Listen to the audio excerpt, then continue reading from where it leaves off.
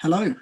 And good afternoon, good morning, and good evening. We're sticking with this now, by the way. You have to say hello to start off with, and I carry on. And welcome to the other episode of the General Podcast, where we discuss all things Premier League, a little bit about F1, a little bit about the NFL. Not much about WWE this week, as we're trying to come up with stuff that's going to happen in the future. NFL chat will go down a little bit more because we're trying to come up with new ideas, but I'll explain that a little bit more towards the end of the video slash podcast for you guys that are either watching or listening. So down below in the description is our social media links. So please go and give us a follow. I did put on Instagram today on Tuesday. What day are we on? Tuesday. Tuesday. That on Monday morning, I went through all the followers that we have on Instagram, and I asked them two simple questions. One was, thank you ever so much for the follow. That wasn't a question, but that was just a thank you. One, why are you following us? And two, what can we do as a podcast to improve? We are always looking for ways to improve ourselves. We are always looking for different ways to be a bit different. We don't want to copy Tyler Stend or A.D. Williams. We don't want to copy them too, but we want to do our own thing, and we want to make sure that we grow doing what we love to do, and that's basically talk shit. And if the guy that I was talking to the other day is listening in the car with his son, I do apologize for swearing. I will try and I say I will try, but it ain't gonna happen. But yeah, so welcome. We try and listen to all of our people that listen to us, talk to us. We will listen to you guys. We are implementing them. I message back everyone that messages us as well. And we are trying to come up with ways. Me and Ryan have been discussing things that we can do during lockdown with you guys that we can try and do to keep you guys entertained, because I know that it's quite difficult at this tough time to get yourself motivated or get yourself doing. So we're going to be trying stuff, new things, different things that we can do on this podcast to help you guys go through. If you've got any ideas, please put in the comments. In the YouTube video, please tweet us, Instagram, DM us, follow us on Instagram as well. And we were happy enough to listen to them because we listened to everyone so far. And that's what we're going to be doing. So on today's podcast, we're going to be talking about Premier League. We're going to talk about Kane and Salah. We're going to talk about Tottenham in general. We're going to talk about Leeds. We're going to talk all things Premier League. We're going to have a little discussion about it. We're not going to do a very long one today because Ryan's been at work and been very busy. And at the same time, a lot of the comments said as well, try and make some of the videos not an hour and a half long, make it a little bit shorter. And I know I've just been rambling on for about 10 minutes anyway, but we're going to go try and make some of our podcasts shorter, so we can also throw more content your way as well at the same time. At some point in the future, I want to make sure that we do daily videos for you guys as well. But that's long term. We're getting very close as well to completing our Christmas special. We've come up with an idea. We will be releasing a mega video on Christmas Day. And we're not telling you anything because of a certain someone that will probably steal it. Yep, we're not going to say anything about it. The people that know about it know it. We're not saying anything. We're also very close to doing our New Year's Day special as well. We're very close to getting that sorted and booked. Where we're going to have a big video for you guys Christmas Day, which we're just going to do. It's going to be a laugh that we're going to make sure. So you guys, Christmas night, when you've all got your PS5s or Xbox Ones or any new games that you've got, or your families have annoyed you and you just want to get away, you could just go and sit upstairs or sit especially, and just listen and play it and have a little fun with us. So that's what we're going to go with. Right, let's get into it. So we did a bit. Don't forget as well. Oh, Jesus Christ! I keep forgetting. I'm not prepared anymore. I'm literally just going flying off the wall. Yes, I did. So yeah. You've put me off now. He's just texted me something and he's put me off. don't forget, we released a podcast on Monday, specifically talking about Reading. It was just me and Courtney for half an hour. We sat down, discussed Reading's game against Coventry. We also built up to the Preston game, which I'm unable to watch tomorrow. I might still do an Instagram live. I don't know just yet, but I'm unable to watch it. And for you guys that are tomorrow or today, as I'm not able to see it, but I will be keeping my eye out for it. But yeah, so don't forget to check that out. We'll be releasing another podcast Friday, where me and Ryan will be talking to just me and Ryan. I think we'll be sitting down discussing the Preston North End game, and we will be building up to the fuck are we playing? I think it's Forest at the weekend. I think. No, Forest is December the 5th. Oh, is it? The only reason I know it's my daughter's birthday. So we'll be building Stoke game. That's where we're going. That's where we're playing. Tough game Saturday. So we're going to be discussing that 12 o'clock kickoff, 12:30 kickoff. So yes, let's get into it. Let's go on the main discussion that was talked about this Sky Sports thing. That's the ting. Let's talk about main discussion of the weekend. Is Harry Kane and Mohamed Salah, both, in the words of, I've seen people say, cheat to get a penalty. What was your thoughts on it? I need to have a quick think about this actually, because I'm not 100% sure if I've actually seen the Salah one. Salah one is. I know I've seen the Kane one. Yeah, the Salah one is he's. I had a very heated discussion with my dad about it. Oh, okay. He's a Tottenham fan. Oh, yeah, okay. I can see where that went. And absolutely clueless. His football knowledge, you could write probably on there. But that's Salah had a little touch on his ankle when he was in the box with who did they play? West Ham. West Ham went 1-0 up, I think. Yeah, they went 1-0 up. And then Salah got the penalty. Took the penalty and scored it. Harry Kane's penalty as well was dubious because he sort of looked at Lallana as he was walking backwards. Lallana went in the air to header it, but he fell on top of Kane. Kane fell over, was awarded a free kick to start off with, but VAR intercepted and awarded it a penalty. What was your thoughts on the Salah? You haven't seen it yet, and I think you're about trying to watch it now. But yeah. What was your opinion on the Kane situation then? Tell you what, can you just fill for a sec so I can watch it and then I've just filled. I've just been mumbling for about 20 minutes to try and work it out. But yeah, so West Ham went 1-0 up. Good goal as well. Who scored for them? I can't remember. Who bloody scored for West Ham? You lot are probably shouting at me down the phone. Fornells off the post and in. Good finish.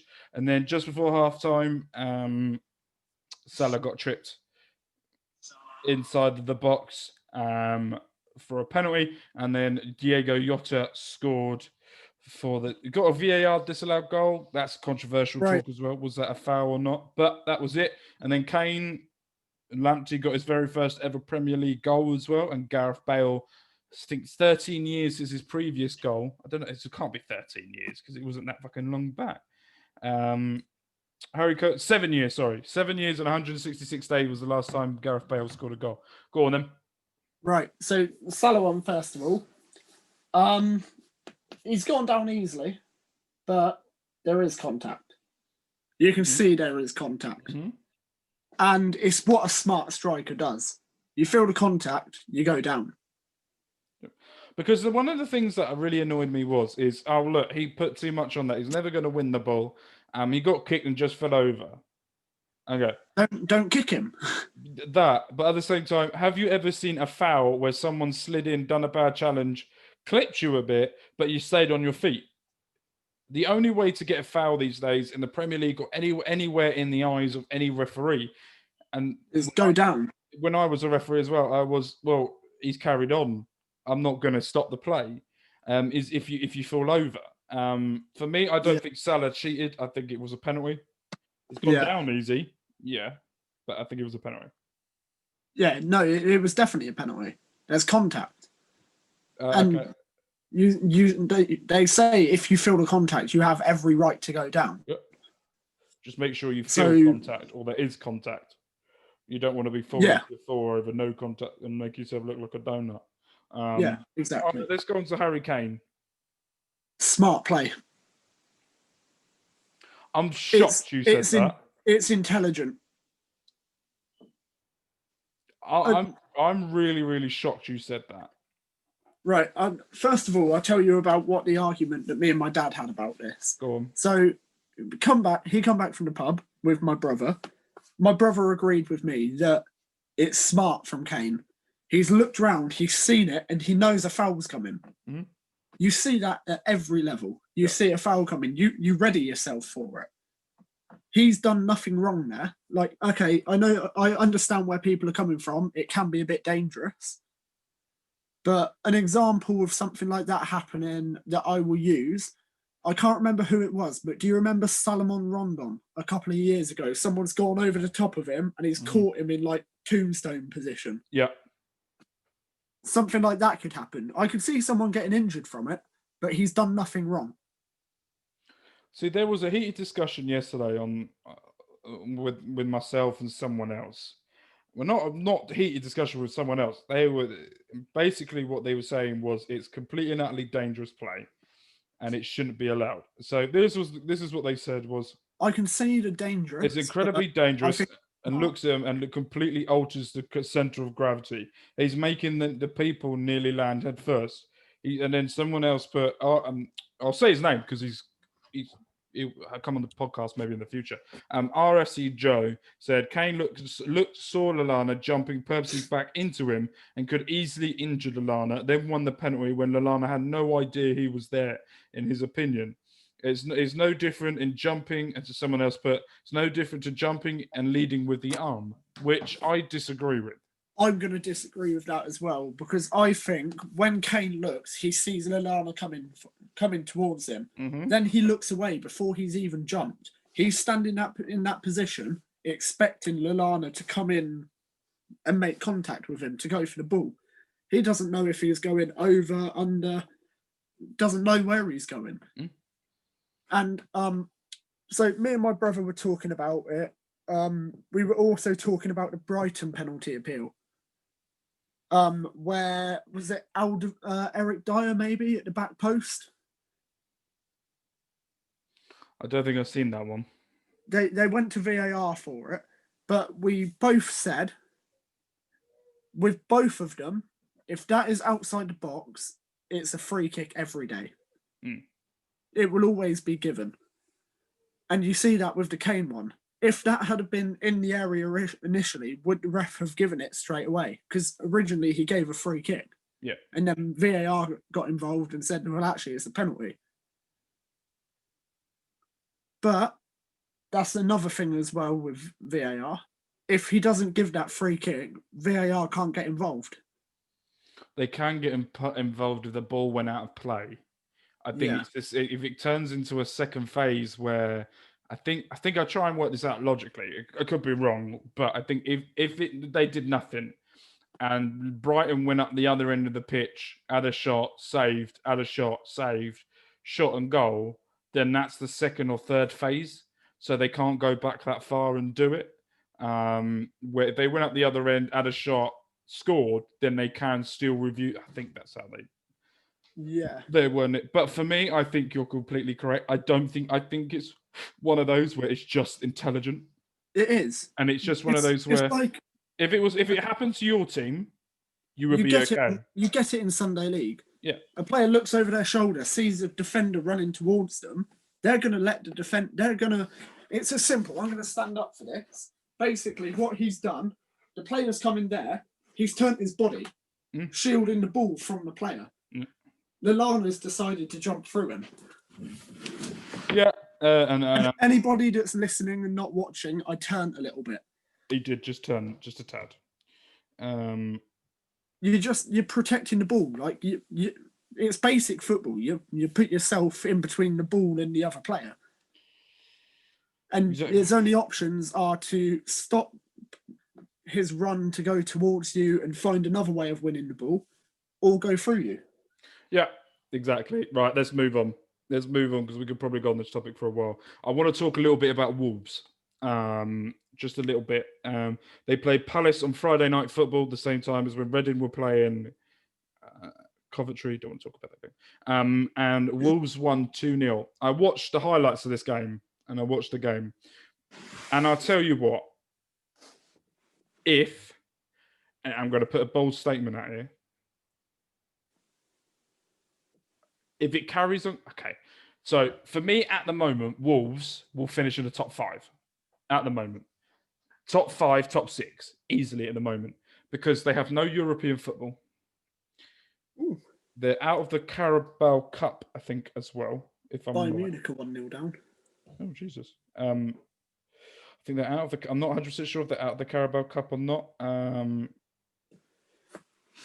They have the... I look at their team and I compare it to last season, right? And you look at their right back, wing back was Matt Doherty. And then you look at this season where it's Semedo. That is a massive increase. You look at their left back situation. They had Ruben, Virginia, or Johnny. This season they have, I can't ever say his name right, Atawi Nouri. And for me, he is one of the biggest promising left backs in world football. Left back, he's going to be absolutely outrageous. And I just look at their team, and I'm going to go through just a little bit about their team. They got Bowley, Cody, and Kilman. Kilman, who was playing non-league football 4 or 5 years ago, is now just signed a 5-year deal with Wolves. Cody, international recognition. Willie Bowley's been there the whole time. Nothing bad against him. They're Donker and Neves in the middle. And not only that, on the bench, they got João Moutinho, Sass, on the bench as well. And then up front, they've got Pedro Neto, Podence, and Jimenez. Neto and Podence are so quick and agile. And then you've got Jimenez, who's, I think is one of the top 5 strikers in the league. I think out-and-out goal scorer. And then you look at their bench, Adama Traore, João Moutinho. They got Fabio Silva on the bench, one of the world up-and-coming centre forwards in the world. They got Kai Hoover from Liverpool, who's young and one of the best youngsters at the right back position that can push forward. This Wolves team will finish top 6, and I think, and I'm going to say it now. Do you know one key factor in that as well, in my opinion, that makes me agree with you? The fact that they're not in Europe. Yeah, exactly. That's why I said it. That's why I think if they were in Europe, I think they would need a stronger strength in depth. And I think if they get back into Europe, they know that. And I think that's what they will do. They tried to do it they wanted to repay people for their help to get them into Europe. So they wanted to give them the European experience. But then they went, shit, we're tired now. And as well, I think they're absolutely superb going forward and everything like that. Crystal Palace, poor performance from them. They looked all over the place. Milivojevic got sent off. It was rightly so, sending off for that game as well. Crystal Palace looked like I think when we had Hopkins Likes the Curl one on the podcast, which you can still go and watch or listen to now. We both agreed that we think Crystal Palace will be 14th or around that, just because of their manager. They won't ever progress forward. I find Palace are a very, very frustrating team. They've got the players. Yeah, they've got the attackers. They got nothing behind them. That's my issue with Palace, is they have attackers. They got Batshuayi, Zaha, Schlupp, Eze, Townsend. Top 5 excellent. Huh? Are you? Exactly, and him as well. Benteke, who unfortunately hasn't done it at Palace, but I love Benteke anyway, because I did a FIFA save with him years ago, and he was absolutely epic for us, and I just loved him ever since. with him as well. And they have great attackers. And then you look at the midfield and then you look at the defense and you just go. And then I look at the goalkeeper situation and they've got, I think it's Gutierrez in goal. Gutierrez, in goal. And on the bench, they have, they don't even have a goalkeeper on the bench. But I know that, Liverpool winning. They're losing. Which one is it? They're winning 1-0. Diego Jota. I'll tell you what signing he's been for Liverpool so far. Anyway. Man City are as well. Oh, that's cool. All the English clubs are winning, that's fine. So for me, bit of Brexit here, isn't it? Let's go on to Saturday's football. We talked about Liverpool. Man City getting the 1-0 win over Sheffield United. That was a nitty-gritty game. Another game where Sheffield United have only lost by a 1 goal. Sheffield United are going through at the moment where they just can't. They're not scoring, but they're defending well, and they're only conceding the goal here and there, but it's not clicking. Talking of clicking, looks like Chelsea have now clicked into place. 3-0 win against Burnley. Ziyech, Zuma, Werner. Yeah. Chelsea's problem, though, is it means nothing. They beat Burnley 3-0. Give me 2 seconds so I can see who they're playing. So they beat Burnley 3-0. They beat Colchester in the Champions League a few days before that 4-0. They're playing They drew Man United against Man United 0-0. They drew against Seville 0-0. They drew against Southampton 3-3, and they beat Crystal Palace 4-0. They're past 5. Yeah, so I reckon they'll win in the week. Who they're playing? And they're playing Rennes tomorrow. That could be a close game. Interesting game as well because their keeper came from Rennes, didn't he? Yeah. And then at the weekend they've got Sheffield United at home. They should win, but I could see a Chelsea thing to do would be going. I don't think it's a Chelsea thing to do anymore. I think if you look at the games that they've won or drawn, Edouard Mendy's been in goal. The games that they've drawn or lost, Kepa's been in goal.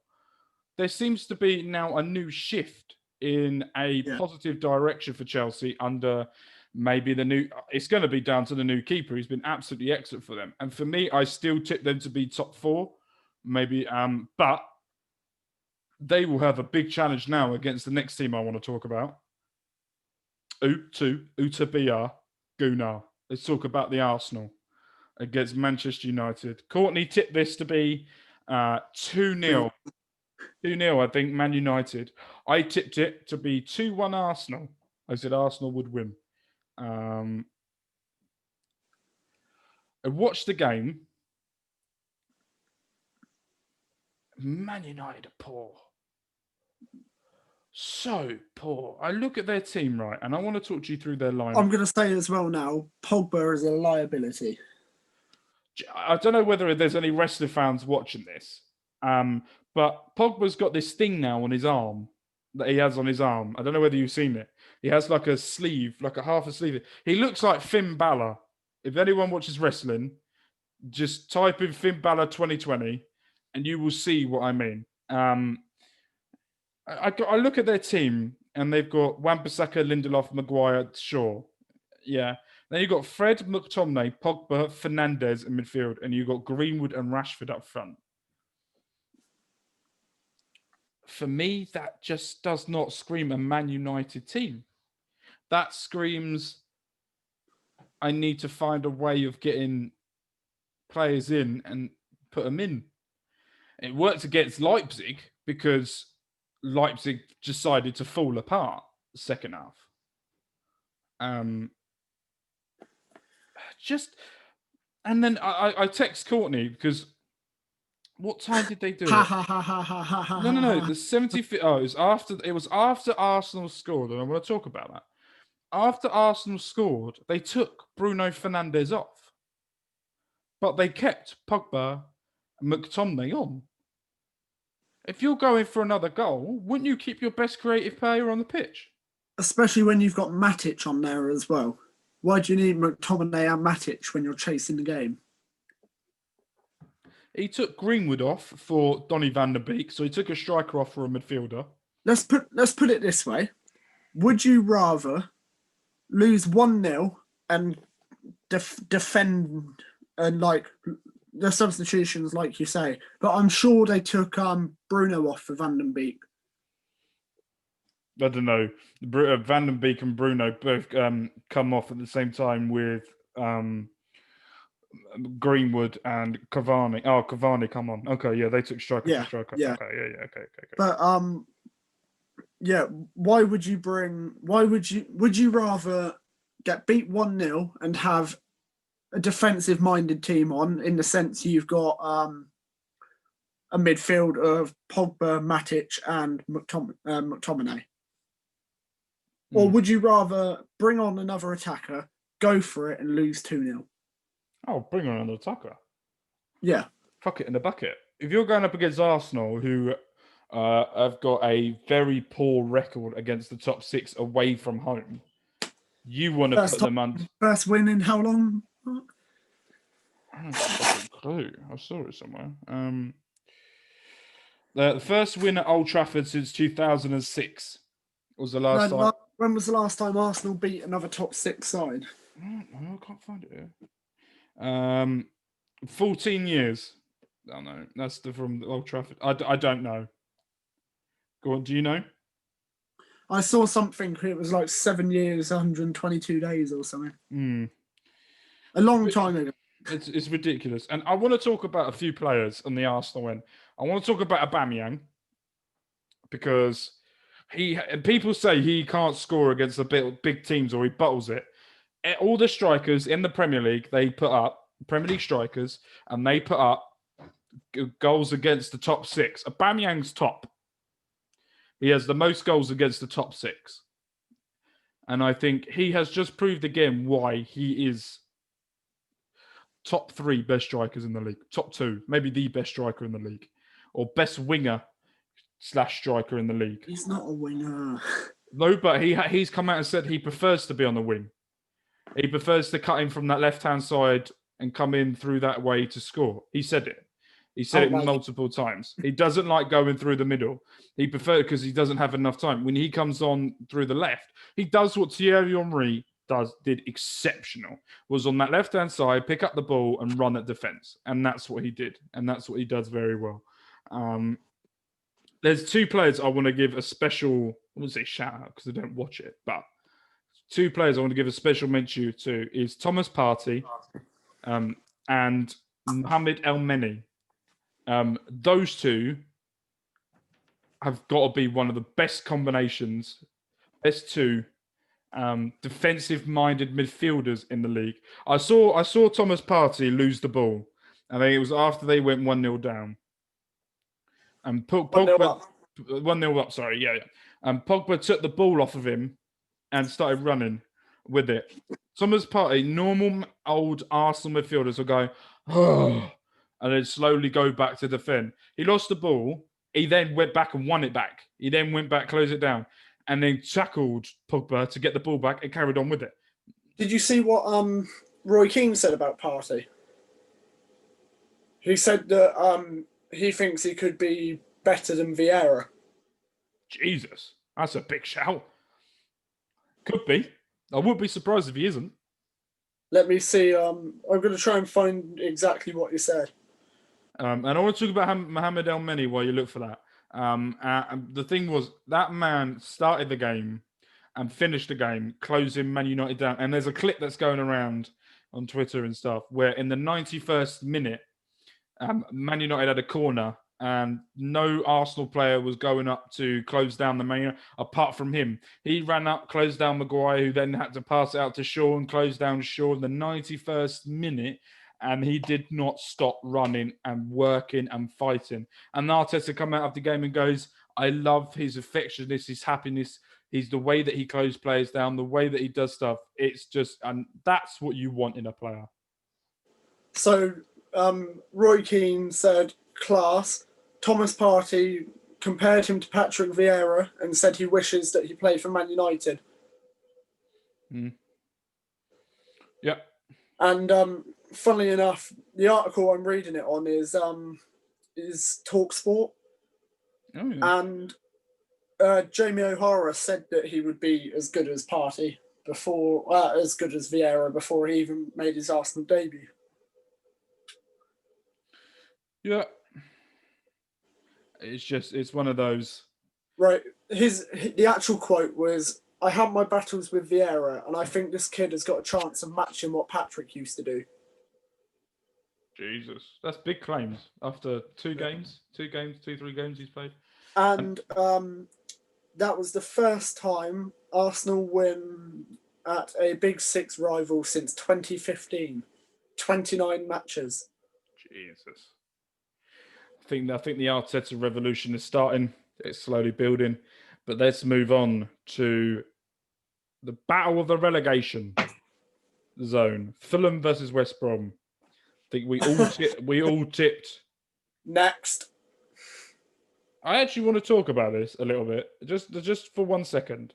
Okay, I didn't watch it, so No, that's fine. I watched the highlights of it. I didn't watch the game because it was on Sky Box Office. Let's quickly pause there and let's talk about Sky Box Office. A lot of bollocks. Yeah, how are you charging £15 to watch Fulham versus West Brom? Yeah. I don't think even a West Brom or a Fulham fan would have wanted to pay that. No. And the thing that annoys me the most was, and I think everyone needs to take a leaf out of what Newcastle fans did, was instead of paying £15 and giving it to Sky, who then just pissed the money up getting Graham Souness on, is what they are doing is they spent that £50 on food and donating it to a food bank in their area, so the homeless to go without food. But it is what it is. We can't do anything about it.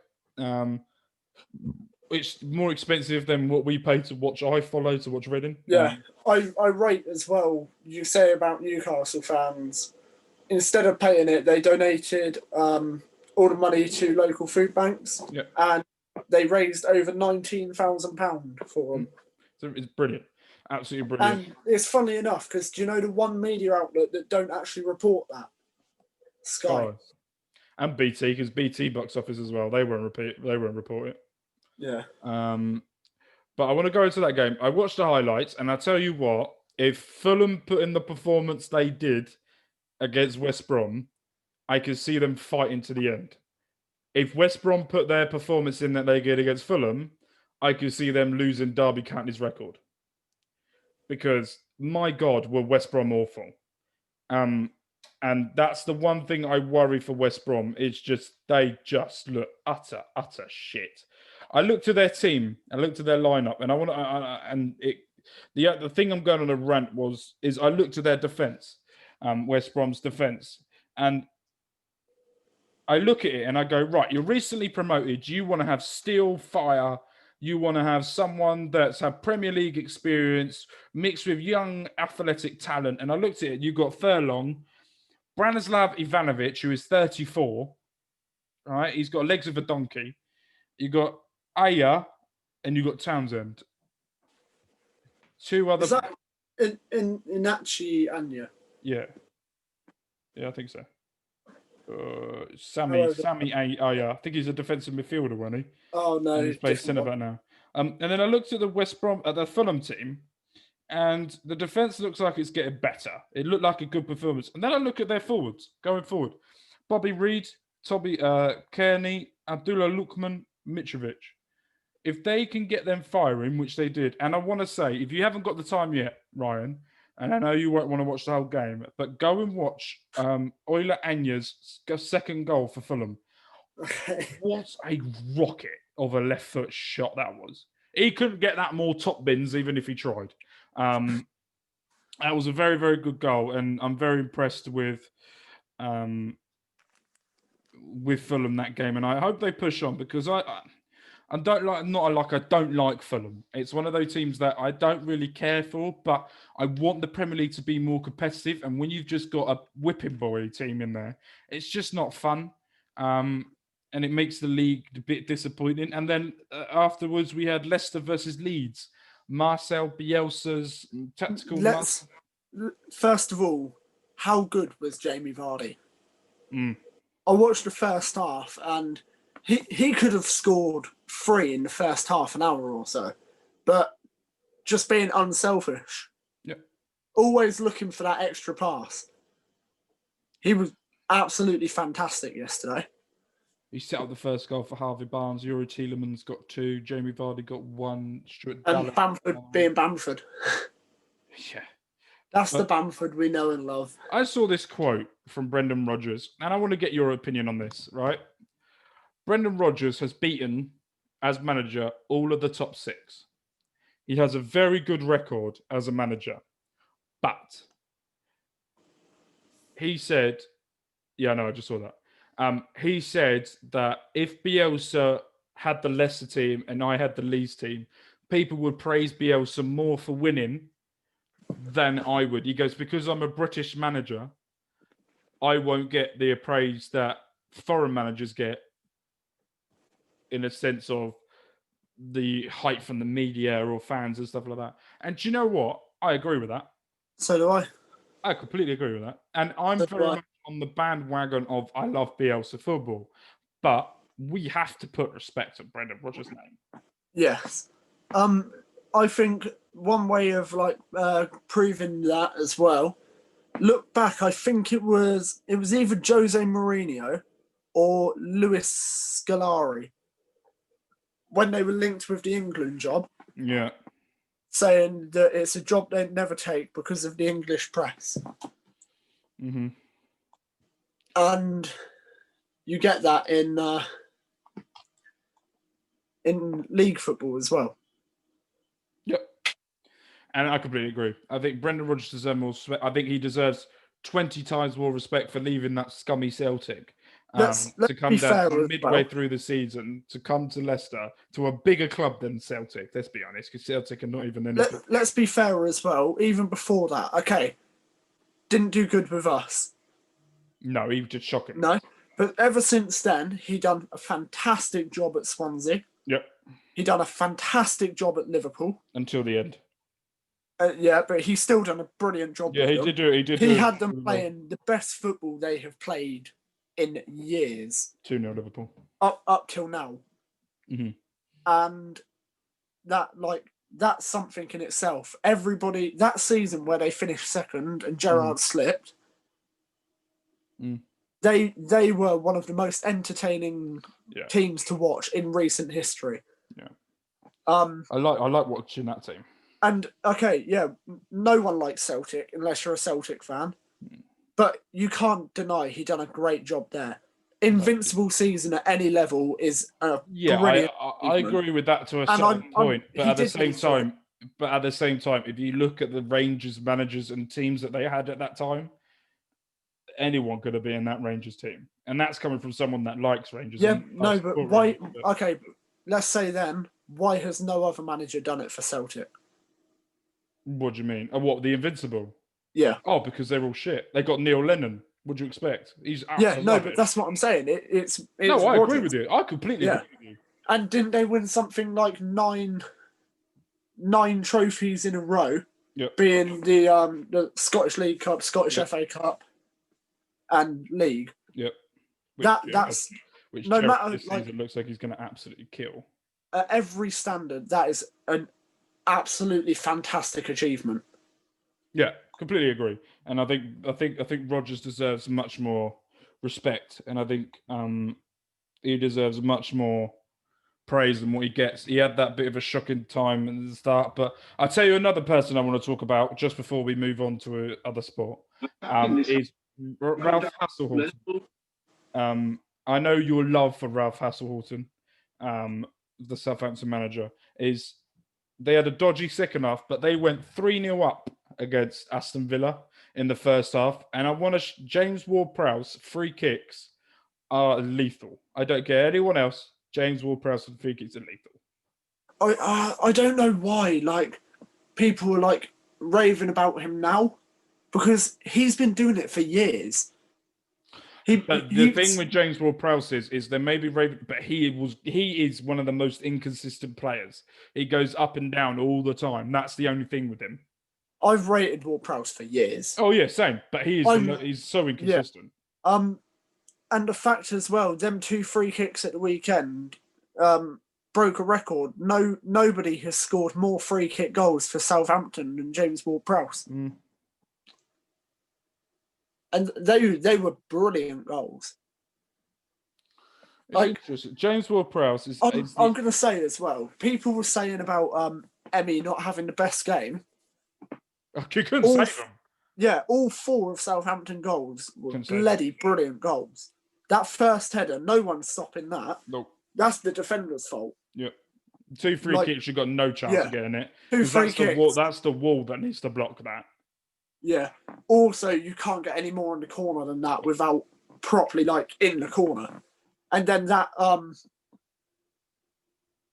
goal from the English Messi. Oh yeah, Danny Ings. Yeah. What a goal. Yeah. I just want to say as well, James Ward-Prowse is the second player in the last 5 years to score 2 direct free kicks in the same game since Christian Eriksen versus Swansea in October 2015, and the 9th player in the competition's history. This is ridiculous. He scores 7 direct Premier League free kicks in his career. It's the joint most in the competition for Southampton since when? Who was the last player to score 7 free kicks for Southampton? Matt Letizia. There we go. Well done. But they beat Aston Villa 4-3. They're now in the top 7. I think Southampton are now at the moment top 7. I think they'll stay there. Yeah. I think my mind always goes to, right, you've got teams that Everton are there, Liverpool are there, Man City will always be there, Arsenal are now there, another Chelsea team are I'll there, say about, Wolves we've not spoke about them yet, but Newcastle, I think they're going to surprise a few this year.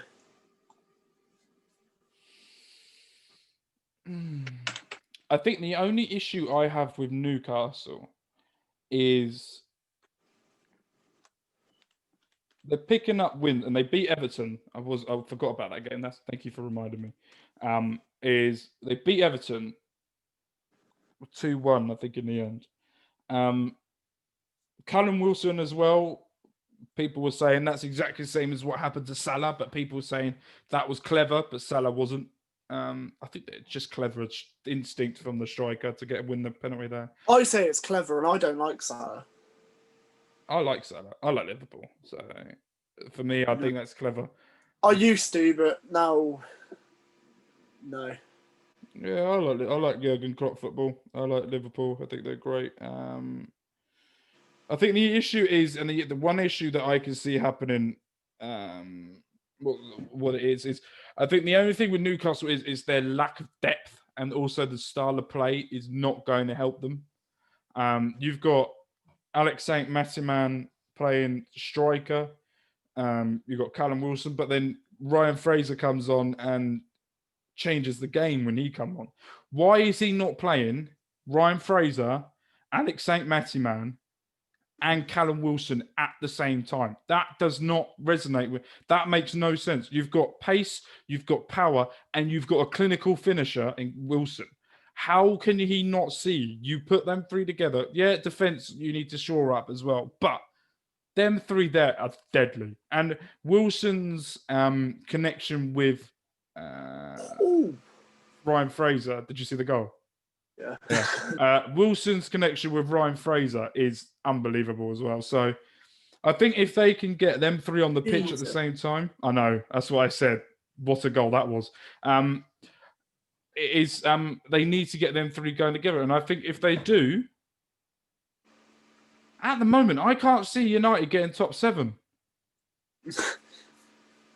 And because let's go through it. Let's go through the teams then. I think we're only probably talking about Premier League today. I'm laughing because I completely agree. I think the only way they're going is bottom 7 at the moment. You've got right. Let's go through the teams. I'm going to have a look at the table now, and I think we're only going to talk. We'll talk a little bit about F1 at the end, but we're rambling on a bit about Premier League, and rightly so, because we do love a bit of Premier League action. That's what she said. So let's go on it. So at the moment, the top 10 are Liverpool, Leicester, Tottenham, Everton, Southampton, Wolves, Chelsea, Villa, Arsenal, Man City. They're the top 10. And then the bottom 10 is Newcastle, Leeds, Crystal Palace, West Ham, Man United, Brighton. Fulham are now out of the bottom 3. Fulham, West Brom, Sheffield United, and Burnley. With the way Swansea, with the way that it's going so far, Liverpool are going to stay in the top 4. Leicester are going to stay in the top 6. Tottenham are going to be there as well because they've got a great attack. Everton are going to be around there. They've dropped off the past 2 games, but they're definitely going to be around there. Southampton are going to be around there because they look is so connected. Wolves are going to be there because of how the strength they've got. Chelsea are going to be there by the strength and depth that they've got. Villa, maybe not. I don't think they'll be top 10. I think Newcastle will be more top 10 than Aston Villa. And then you've got Arsenal that will be there. You've got Man City who will definitely be top 2, top 3. You've got Newcastle. And they may not have the quality or the money spent on what Man United have. But I can't see Man United getting top 10. At the moment, not at all. I don't know. It's going to be interesting, I think, what goes on from there. Did you watch any of the Formula 1 over the weekend? Where did I see? I caught the end of it, I think. It was one of those races where, and people will have told me, people have said Lewis Hamilton's overrated, blah, blah, blah, blah, blah, blah. But he had a very bad start. Bottas went into the lead with Verstappen. I think it was with and I'll tell you what, Lewis Hamilton's race pace and the way that he drives is something to be behold of. And I'll tell you what, I'm going to make a bold statement for next year as well. It's also been announced as well from Alfa Romeo side that Kimi Räikkönen and Antonio Giovinazzi are staying. So the only team that's left after grabs is Williams. I think they've announced that George Russell and Latifi are staying. I'm not 100% sure yet. And Haas haven't said anything. So there is a seat available for Perez, Mick Schumacher, Hulkenberg, and a couple of other drivers as well. Mick Schumacher will be driving next season in F1. It just depends what team he's going for. Will he go to Haas and do it? Will he go to Williams? Because they look like they're going to have a lot better car next year because of the money that's going to be invested. They're not going to be last all the time. I'll tell you what, I'm going to make a bold statement here, Ryan. Yeah. I'm going to see what you think. I think Carlos Sainz will be a better driver in the Ferrari next year than Charles Leclerc. That is a big one. Mm-hmm.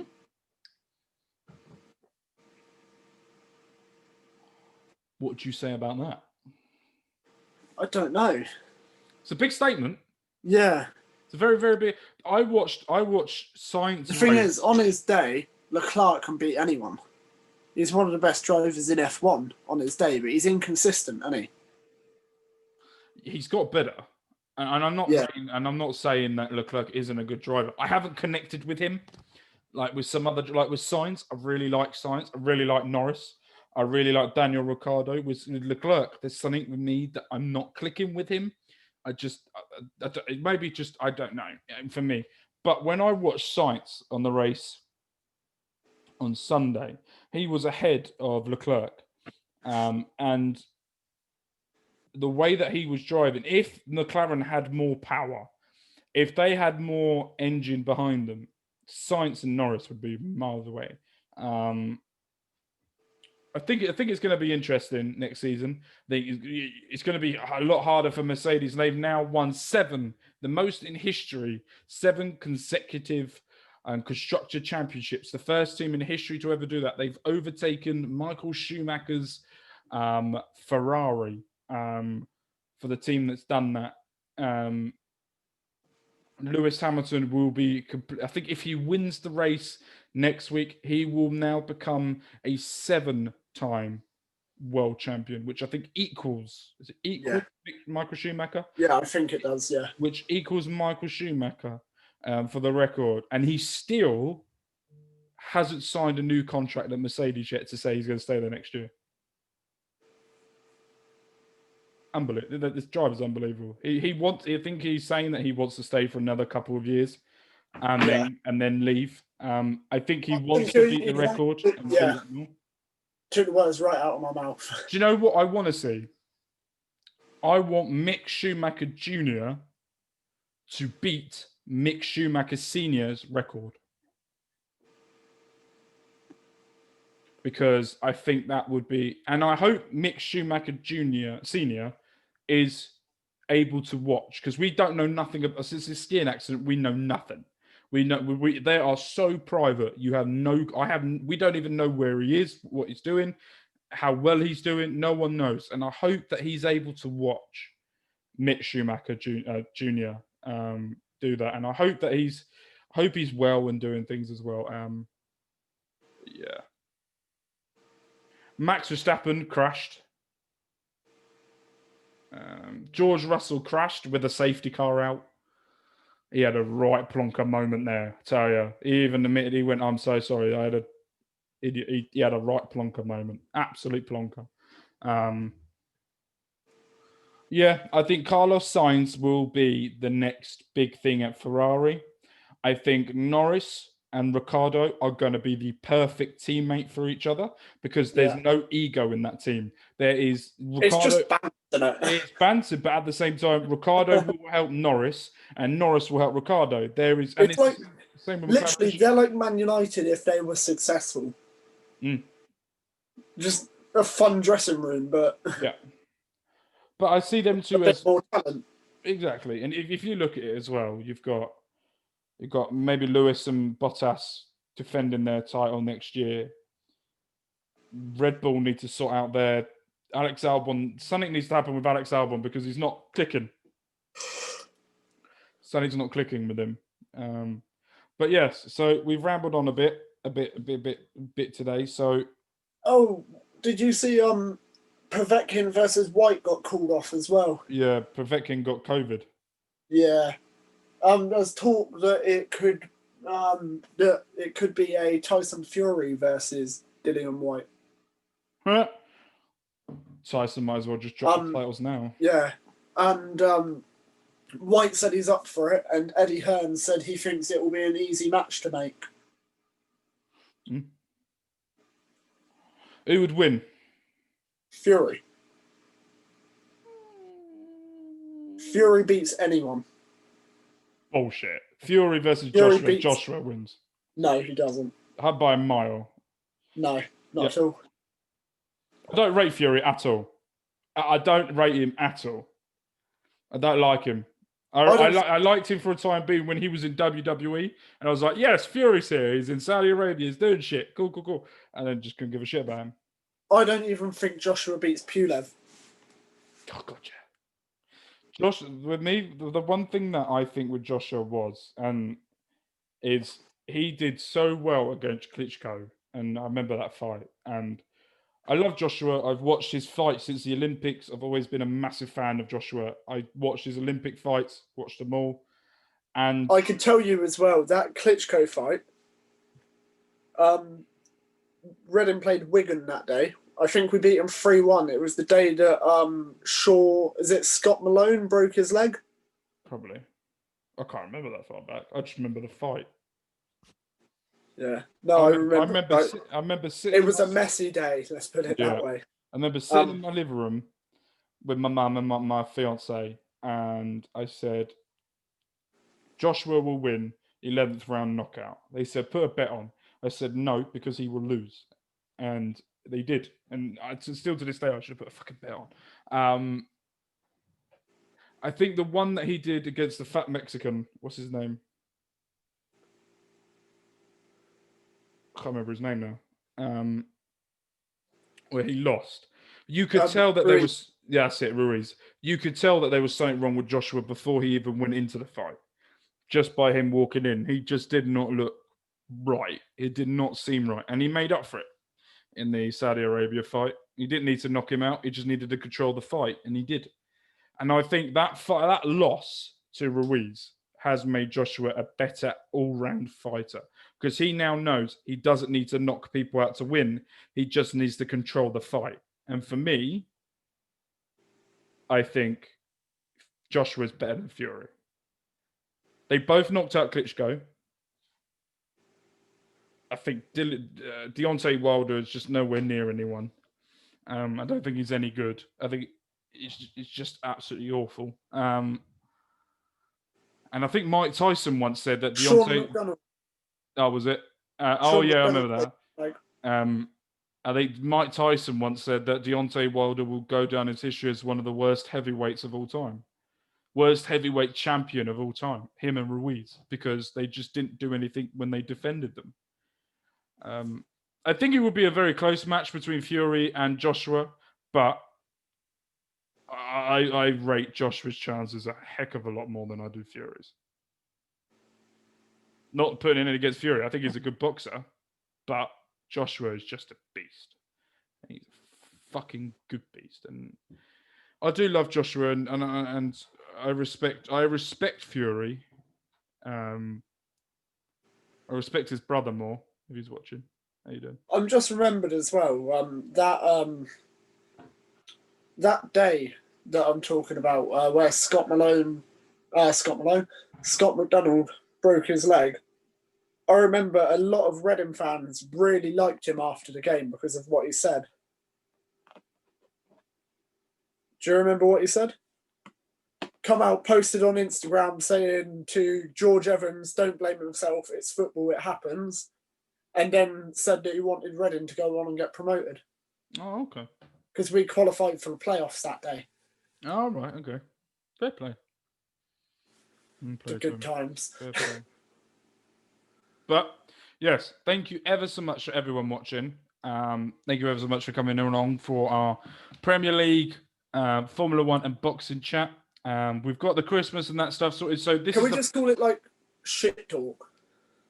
I can't really put that because I get reported. True. Sport talk.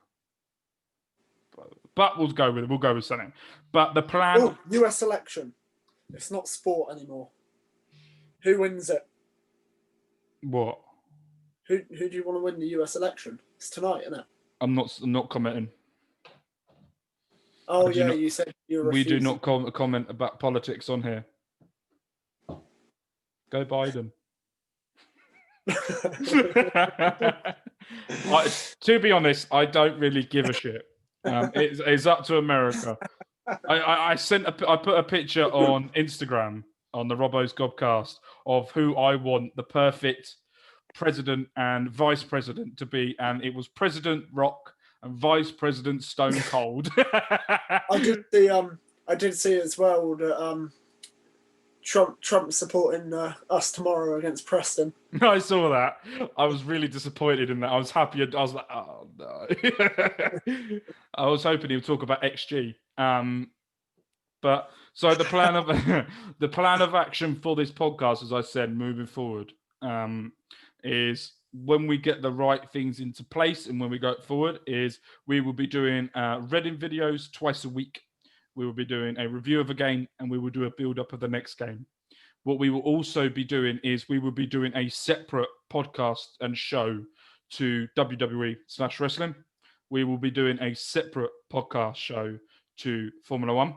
We will do a separate podcast show to NFL, and we will be doing a separate podcast show to Premier League as well. So at some point, we may be doing 5, 6, maybe every single day of the week, doing a review or a chat about different sports. We will also be doing as well, getting guests on, talking about themselves, talking about sportsmen, ex-sportsmen, fans of a team, a person who's a fan of a team, a person who's a fan of this sport, fans that like this, who like doing this, and this. What we are going to be trying doing is making a lot more content. And we don't want it specifically to be about Reading. We want it to be a lot more about others as well. We want to cover everything so we can get a vast range of audiences that we can talk with. And I love the NFL. I don't know much about it. That's why I want someone to come on and have a chat with me. I love wrestling. I want someone to come on with me who loves wrestling too. Ooh. Ryan and I like Formula 1. We like having a chat about that, but we want an expert to come in and help us talk about it. We me and Ryan love Reading. That's why we do Reading stuff, mainly me and Ryan. And then we've also got people that will come along and help us as well. So we're going to be trying to expand our brand. A lot more. Off topic, Kadeem Harris has just been sent off for Sheffield Wednesday. They're not going to stay up. They lost against Wickham, and now are they losing? No, they're 1-0 up against Bournemouth. Bournemouth will score. Bookmark that. But I want to say that. Huh? I will, because it's the 94th minute. Okay, Sheffield Wednesday have won. No, you said bookmark it. Oh, fuck off. What I want to say is we will keep talking to you guys, our followers and listeners. We will keep interacting with you guys. You can message me, you can message Ryan, and message both of us if you've got any ideas or anything you want us to grow and how we can grow forward. But we still need your guys' help to share, like, repost, retweet, Instagram, follow us, everything, so we can grow and more people can watch us. So, yeah. So thank you ever so much for joining. Ryan, thank you ever so much. You look like you can go to sleep now. And we will see you guys Friday. In the next one. Which is Friday, hopefully. Where we will be reviewing the Preston game and building up to the biggest game of the season for Reading against Stoke. Good Stoke. So we will catch you guys on the flip side. I've never said that before. Why have I said that? Bye. Adios.